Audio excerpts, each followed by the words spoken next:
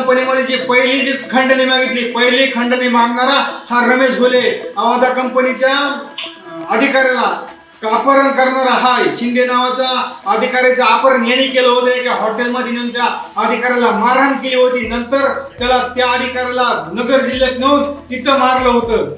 एवढा पोलिसांनी अगोदर याच्यावर काय एमपीडी अंतर्गत गुन्हे दाखल झाले पाहिजेत. लवकरात लवकर पोलिसांनी याचं सगळं शिडियार काढला. त्याच्या पाठीमागे कोण आहे, बोलत होतं कोण आहे, आणि हाचा बनाव काहीच नाही. स्वतःला वाचवण्यासाठी कुणाच तरी बोलण्यावरून करतोय, कुणाला तरी बदनाम करायची आणि सुपारी घेतलेली.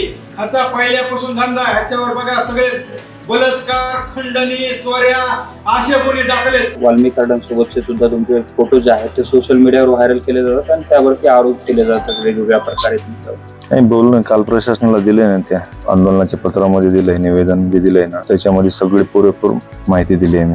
त्याच्यावर तात्काळ कारवाई करतो म्हणून त्यांनी आश्वासन दिलंय. तर जे वाल्मी कार्डांसोबतचे तुमचे फोटो आहेत किंवा जे काही तुमच्या संदर्भातले FIR व्हायरल होतात त्यावरती तुम्हाला काही तुमची बाजू मांडायची किंवा काही स्पष्टीकरण द्यायचं? नाही, प्रेस विलास घुले यांचं मृत्यूचं भांडवल करणारा अट्टल गुन्हेगार रमेश घुले याची सखोल चौकशी झाली पाहिजे. रमेश घुले हा खूप मोठा गुंड आहे, अट्टल गुन्हेगार आहे. पोलीस रेकॉर्डवर याच्यावर 12 पेक्षा जास्त गंभीर गुन्हे दाखल आहेत. याचा हा अट्टहास कशासाठी या की स्वतःला वाचवण्यासाठी. याच्यावर एमपीडी सारख्या गुन्हा दाखल होणार आहेत म्हणून त्याच्यासाठी हा भांडवल करतोय. भावाच्या मृत्यूचं कारण हे इकडे त्याचं स्वतःची ढाल बनवतोय. तो काहीतरी बनाव करून स्वतःला वाचवण्यासाठी स्टंट करतोय. याने अगोदर धनंजय भैया देशमुख यांच्यावर आरोप केला, नंतर खासदार बजरंग बाप्पा सोनू यांच्यावर आरोप केला, नंतर त्याच्या मुलावर आरोप केला. अगोदर रमेश घुले यांची कॉल हिस्ट्री याचा शिडियार काढला पाहिजे. याला कोण बोलावलं होतं, याचा बोलवता धनी कोण आहे, हा बोलत नाही, ह्याचा बोलवता धनी दुसराच कोणतरी. आणि यांनी याच्या अगोदर आवादा कंपनीमध्ये जी खंडणी मागितली, पहिली खंडणी मागणारा हा रमेश घुले, आवादा कंपनीच्या अधिकाऱ्याला अपहरण करणारा हा शिंदे नावाचा अधिकाऱ्याचं अपहरण यांनी केलं होतं. एका हॉटेलमध्ये नेऊन त्या अधिकाऱ्याला मारहाण केली होती. नंतर त्याला त्या अधिकाऱ्याला नगर जिल्ह्यात नेऊन तिथं मारलं होतं. एवढा पोलिसांनी अगोदर याच्यावर काय एमपीडी अंतर्गत गुन्हे दाखल झाले पाहिजेत. लवकरात लवकर पोलिसांनी याचं सगळं शिडियार काढला. त्याच्या पाठीमागे कोण आहे, बोलत होतं कोण आहे, आणि हाचा बनाव काहीच नाही. स्वतःला वाचवण्यासाठी कुणाच तरी बोलण्यावरून करतोय, कुणाला तरी बदनाम करायची आणि सुपारी घेतलेली. ह्याचा पहिल्यापासून धंदा. ह्याच्यावर बघा सगळे बलात्कार, खंडणी, चोऱ्या असे गुन्हे दाखल आहेत.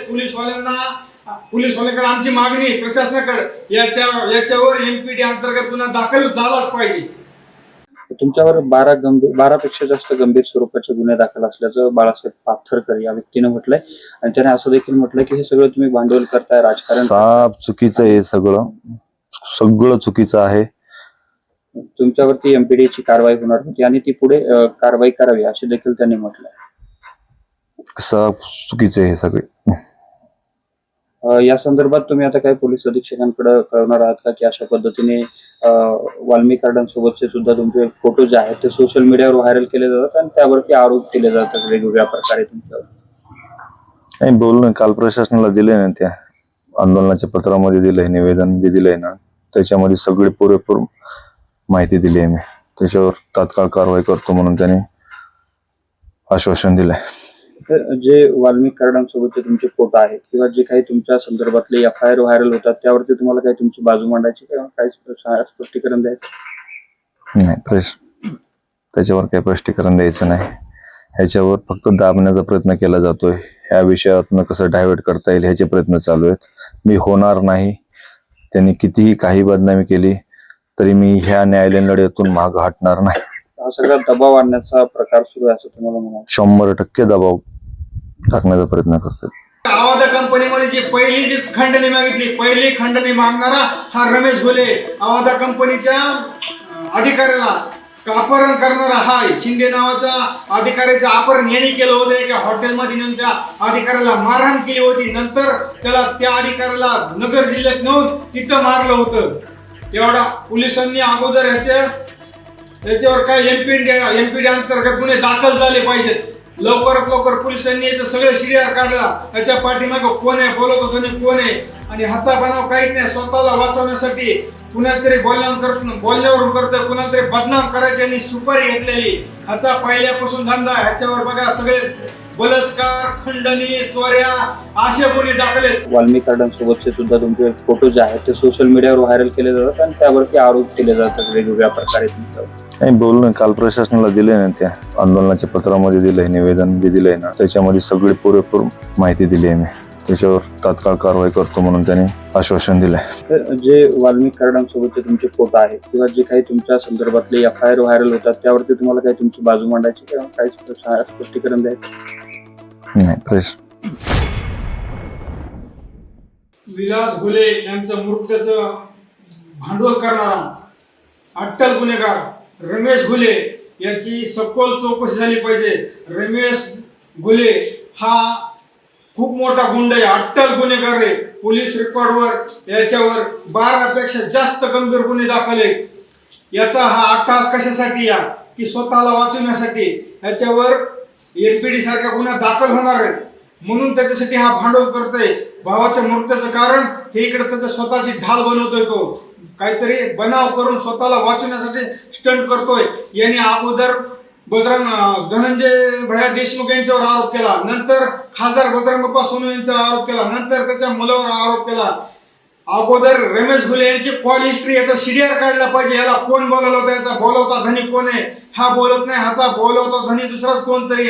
आणि याने याच्या अगोदर आवादा कंपनीमध्ये जी पहिली खंडणी मागितली, पहिली खंडणी मागणारा हा रमेश घुले. आवादा कंपनीच्या अधिकाऱ्याला अपहरण करणारा हा शिंदे नावाच्या अधिकाऱ्याचं अपहरण यांनी केलं होतं. एका हॉटेलमध्ये नेऊन त्या अधिकाऱ्याला मारहाण केली होती. नंतर त्याला त्या अधिकाऱ्याला नगर जिल्ह्यात नेऊन तिथं मारलं होतं.